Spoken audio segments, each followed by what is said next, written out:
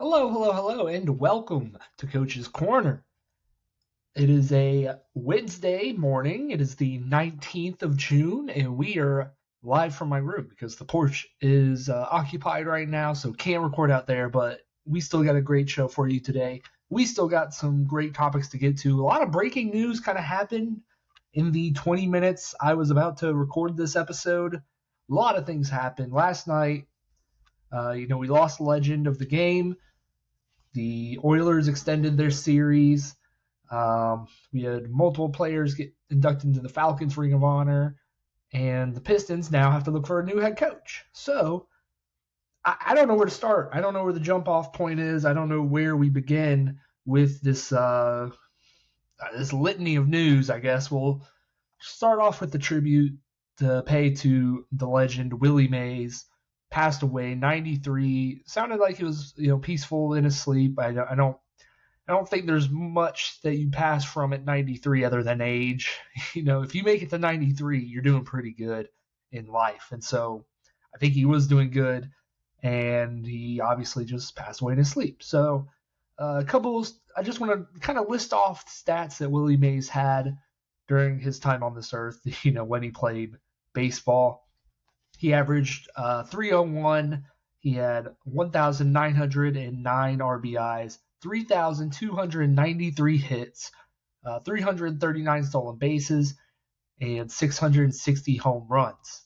Along with those stats, he was a 24-time All-Star, 12-time Gold Glove winner, 2-time MVP, and a 1954 World Series champion, and as well a Hall of Famer, obviously. So all those statistics obviously list out how great of a baseball player he was. From all accounts, it sounds like he was a great person as well. One of the more beloved figures, one of those legends that always has a welcome, open door policy for, frankly, any franchise. The Giants was where he made his money, but I feel like any team would have been happy having him come to their facility or their park for a game. Or it was kind of like his Hank Aaron effect. Bring it to a local tie here is like he's just one of those larger than life guys that can kind of just do whatever he wants in the baseball space. And obviously a very sad loss, but like I said, 93 is a long life. It's a very, very long time to be alive, and to, like I said, see all the changes that he did, to be a part of those changes, obviously ushering in a new era of baseball during those 50s and 60s era. It's big stuff. And so, like I said, larger than life kind of guy, and we bid him a farewell, and hopefully he's doing well in the afterlife. So but we say all that to say, let's get to the news of the hour. The Pistons, the Detroit Pistons, one of the more dysfunctional franchises, I think, in the NBA as of right now.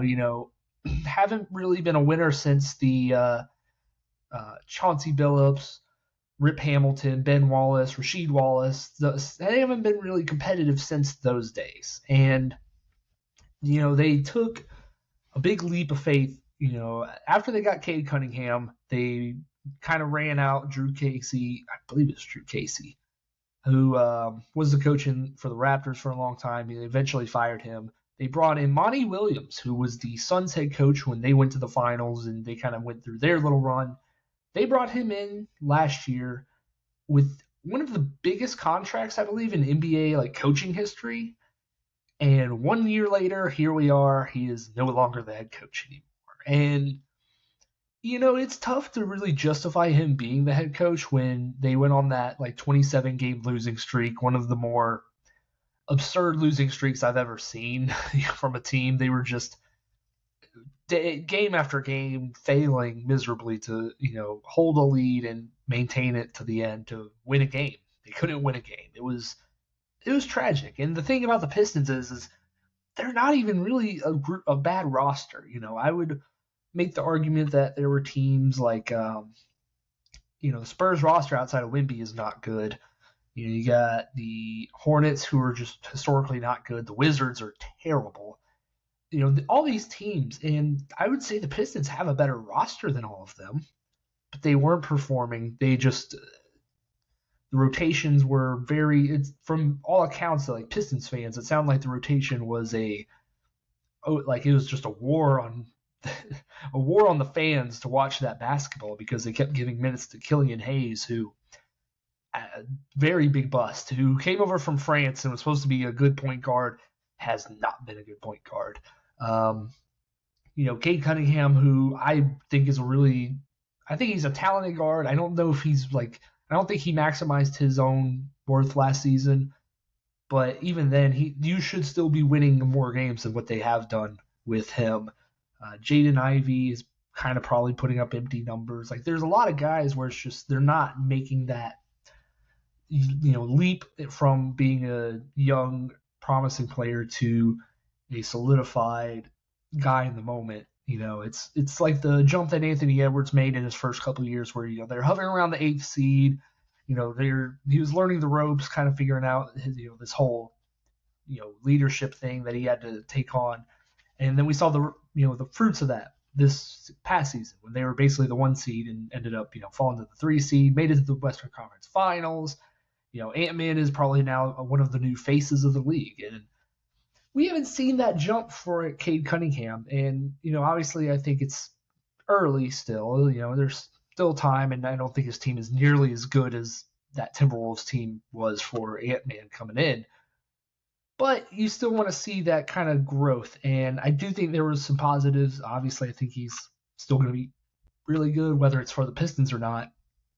But Monty Williams didn't help, speed up that process for him. That's one of those things is a good coach can really kind of speed up that, process for development and whatnot. And Monty Williams, who I thought was a good coach, just couldn't work with what was whatever was going on with Detroit. Maybe it was one of those things he came in and it was just doomed from the start, but Pistons, like I said, are now in a search for a new head coach. And it's tough because it is late in the process, although I think the Lakers and the Cavaliers, I don't think have a head coach right now. So, the Pistons have to compete with those guys, and that's a little bit tough because, I'd say the Lakers and Cavaliers are much better jobs than the Pistons. And so we'll see what they decide to do, how they decide to attack this coaching search now that it's kind of late in the game, and they do have to pay a lot of money, that they can't really open up the checkbook probably for another coach unless, like I said, their owner just wants to really just kind of go in for the head coaching spot. So either way, Pistons are in a very interesting part of their offseason. And like I said, Cade Cunningham isn't getting younger. The contract is not going to be smaller for him here after I think he's entering his 4th season. It's either his 3rd or 4th season. The contract's coming up sooner than they probably would like, and I think they're going to have to figure that out sooner than later. So I say all that to say is I kind of teased it yesterday. I want to look at recent championships in history, and this can be my probably my last reflection on this Celtics team. We're on the next season. Pascal Siakam also got paid by the Pacers. Obviously, it looks like he's going to be extended there. A good team that just made the Eastern Conference Finals. I think they're happy with that. So, we're kind of quickly heading into the NBA offseason. NBA draft's going to be coming up. So we're just going to do one last reflection on the Celtics title. And that is just something that sports media loves to do. And that is to compare legacies to teams that could just never play each other. Because, the 2024 Celtics cannot play the 2008 Celtics right now. It physically cannot happen. They cannot go head to head unless it is a video game. So I just want to look back at since that Celtics championship to this Celtics championship, those group of teams that are in the middle there. How do I think that they compare to how I think they would compete against each other? And because frankly, the Celtics did just have, like I've maintained, it is a wire-to-wire win, a championship win for them, where they basically were the best team record-wise throughout the entire playoffs, the season, end up winning the finals. That's got to count for something in your overall place in history, is how dominant you were from beginning to end. It wasn't a hot streak that like many baseball teams do, or it's like at the end you got hot and we kind of forget what happened in March and April and May. No, the Celtics from October to June here were the best team, just far and wide. So how do they compare to these other teams? And like I said, I went back to the 2008 Celtics. I felt like that was a good jumping point to where we could come to now, is because it's guys that I remember watching with Paul Pierce, Kevin Garnett, Ray Allen, and Rondo. Now, I wasn't fully aware of that team when I was alive and everything. But if I just really take it from a guy for guy standpoint, I got to give this current Celtics team the hand over them. The leg up on that 2008 team. And when I compared a lot of these, I just really thought about the defense that this past Celtics team has played. Is because Derek White is a second-team all-defensive guy. Jrue Holiday is really a first-team all-defensive guy. Jaylen Brown and Jason Tatum are all NBA defense caliber guys. And although KG might be able to get his money off Kristaps Porzingis, I really like Derek White and Jrue Holiday's odds to wreak havoc on Ray Allen and Rajon Rondo, especially young Rajon Rondo. So I gave the upper hand to the current Celtics over the old Celtics. And then there was those Lakers teams, that followed 2009, 2010, who beat both the Magic, I believe, or the Magic and Celtics, I believe, in both those seasons. How would they stack up? And I'm a Kobe Bryant fan. I love Kobe Bryant. I think he's one of those. I'm a Kobe guy where it's just his mentality was one of those things I loved. I didn't care if he was an asshole. He just was that guy. So how do they compare? And then I thought once again, Jaylen Brown, I think, would do a good job on Kobe. I don't think he'd stop him. I don't think he'd be he'd be kind of like the Luka thing where it's like he's putting up a lot of shots and he's making some of them, but for the most part, you're doing a good job containing him. So I think the Celtics defense, once again, has a really good chance to contain that Lakers team because outside of Kobe Bryant, they didn't have a lot of playmakers. Pau Gasol, I think, would also, kind of similar to KG, where I think Pau Gasol would have a great series against the Celtics team. I don't think it would be enough, So this current Celtics team, I think, would have a good chance to beat, those Lakers teams. And then we get to 2011, and this is where it really, I think, starts to get tougher because we run into, this is when the big three kind of starts to happen. LeBron goes to the Heat. We get those couple of championship teams, and respectfully, any team that has LeBron, I think, beats the Celtics team just because I've seen an older LeBron beat those Celtics teams. I think in his prime, LeBron would kill those Celtics teams when the chips were in. And I hate LeBron, but I have to say that. So, but the team that beat LeBron, that was the thing, is the team that beat him in the finals. That Mavericks team, the last championship Mavericks team, with Dirk Nowitzki, an older Jason Kidd, Tyson Chandler, Jason Terry. I'm listing these names, and they're not sexy names. They're not. But I think about that Mavericks team, and you look at their run. First of all, in the first round, they played the Trailblazers with LaMarcus Aldridge, who was getting his points. He was really kind of eating there. They beat them. Then they move on, beat the defending champion Lakers with Kobe and Pau Gasol. And then they beat a young trio of Kevin Durant, Russell Westbrook, and James Harden. They beat that young Thunder team. Then they move on to beat the Heat. So Dirk Nowitzki was on a different level. That run, it's talked about as one of the greatest single-player runs with you.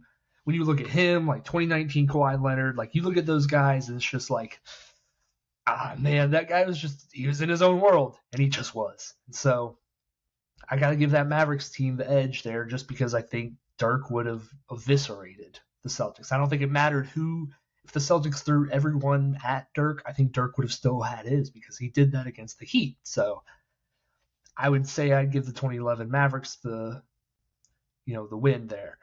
And then I mentioned the Heat. Obviously, the Heat won a couple in there. I would take that Heat team.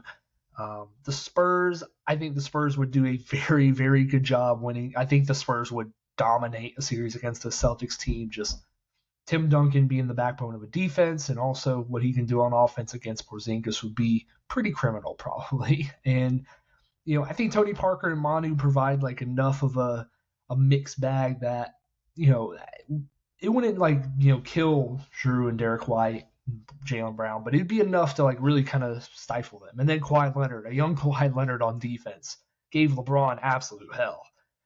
Imagine what that Kawhi Leonard would do on a Jason Tatum, who did not, like I said, shoot well in the finals. So I would take the Spurs over him. And then we get into the Warriors era. Now, I do think the first iteration of the Warriors that won in 2015, I think the Celtics could beat that team just because they were young and experienced. Didn't really have that, big man. Because I feel like that's the common denominator. Does the team have a big man that can dominate? I don't think they had that, obviously, in those years. So I'd give the current Celtics over, the 2015 Warriors. Then they get KD. I think KD Warriors beat anyone in the league outside of, I think the Lakers, 2001 Lakers is an interesting discussion against the Warriors. Then we move over to this new era where I think we can really kind of start pointing to teams that are different than just LeBron or the Warriors. We get the 2019 Raptors. I think the Celtics beat them just because they have more guys. And I think that Raptors team was on a very special run. And, I kind of mentioned Kawhi Leonard earlier. Kawhi Leonard would make that series a very tight 7 games. But I think I would go, when I look at guy to guy, I think the Celtics would win that. But then I think about the recent champions. I do think the Nuggets pose a very tough problem. I think that Bucks team that won beat the Suns. I think that Bucks team would be a very big problem. Drew versus Drew would be an issue. And then the Warriors, obviously we saw the Warriors beat this Celtics team. It's a little bit of a different team, but I think we have a good idea of what that would look like. So it's just a fun exercise to go through, just to kind of look at, the recent champions we've had, compare some eras that we'll never see this. We have no definitive answer, but it's fun for debate, and that's just my thoughts on the matter, which teams would do what. And so now I want to transition here real quick before we get out of here, talk about the Ring of Honor, because the Falcons did a thing. They decided to induct my quarterback, Matt Ryan, to the Ring of Honor. I have his jersey, my first jersey I've ever gotten, like sitting right next to me to the left. It is a Matt Ryan jersey, so it's a very, very special. I won't even say it's like a special moment for me because obviously it's more for Matt Ryan, but the glazing's crazy. I like Matt Ryan a lot, obviously. He's my favorite quarterback, favorite athlete ever, and it's very cool to see this honor, he's getting all these honors now he's retired, and it's just neat. It's neat to see. But it had me wondering is, we saw Tom Brady obviously got inducted to the Patriots Hall of Fame in a big ceremony. Who are some of the next athletes to get this honor? And I kind of look back to some of these other teams, and I went to the West Coast really because it's like one of those things where it's like I think Eli Manning got his Ring of Honor stuff. I think he got that pretty immediately. I think Big Ben did last year or 2 years ago. Big Ben got his flowers pretty immediately, but who hasn't really yet? And a team that really stood out to me was the Los Angeles teams, and it really is because they're both so new to the city that I don't think they really know how to handle starting this process. And the Chargers have a very obvious one. It's Phillip Rivers. Phillip Rivers, I feel like, is a deserving Ring of Honor guy. One of statistically, like I'm saying statistically, he's up there in like top 10 passing yards, touchdowns, all that good stuff. Should be a Hall of Famer one day. Like Phillip Rivers was that guy, and he's kind of the forgotten guy in that 2004 draft with Eli and Big Ben, and then Phillip Rivers. But Phillip Rivers, was that dude. He as much as people want to I always say this with like the receiving and passer, kind of combination where it's like that quarterback was made by Antonio Gates. Like Phillip Rivers was made by Antonio Gates, and Phillip Rivers was made by LT. And it takes two to tango, and Antonio Gates probably needed Phillip Rivers as much as Phillip Rivers needed Antonio Gates. And so, Antonio Gates is in the San Diego Hall of Fame, the San Diego Chargers Ring of Honor Hall of Fame, whatever you want to call it. And Phillip Rivers, I feel like, is the guy that's pretty obviously going to be the next Chargers, Ring of Honor Hall of Fame guy. It'd be funny if it was like announced soon because, there's kind of that off-season lull where they need some news. But regardless, Philip Rivers feels like an obvious offensive guy for, quarterback of the franchise forever, like, that kind of deal. And then looking at the other LA team, the Rams, they don't really have I don't think they have a Hall of Fame, Ring of Honor type of deal as it currently stands in LA. And I mean, obviously they just, moved from LA to St. Louis back to LA. It's kind of a fresh thing, like I said. But I feel like they got a really good opportunity now to start that class, to really start this process of recognizing your history now that you're in LA. Aaron Donald retired. Aaron Donald is arguably the best defensive player of all time. I mean, just like numerous defensive player of the years, this, that, and the other. He is one of the most dominant players in the sport I've ever seen, just in my era. Like I think there's a clear argument for him being the best player in the sport. And so feels like a very easy guy to recognize and acknowledge for being one of your, like I said, core guys that you've seen, start with your franchise in 2014, retire in 2024 with all the accolades, a Super Bowl ring. He did this when he, sacked Joe Burrow, like iconic moments, like just one of the best guys I feel like they've probably ever had in their building. And it's very easy to recognize those guys. They should probably do that. So those are just a couple of guys I think can see the Ring of Honor next in the football world.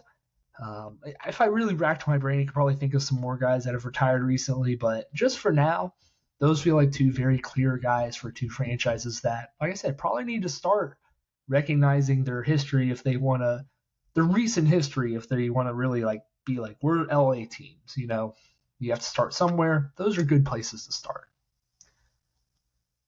So with all that being said, I'm going to wrap it up here.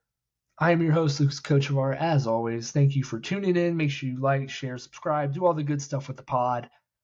Will not be here tomorrow doing a big event with 680 promotions and stuff, so won't be a show tomorrow, but maybe look out for Friday. We'll see whether any big news drops or not. So with all that being said, I will see you guys next time.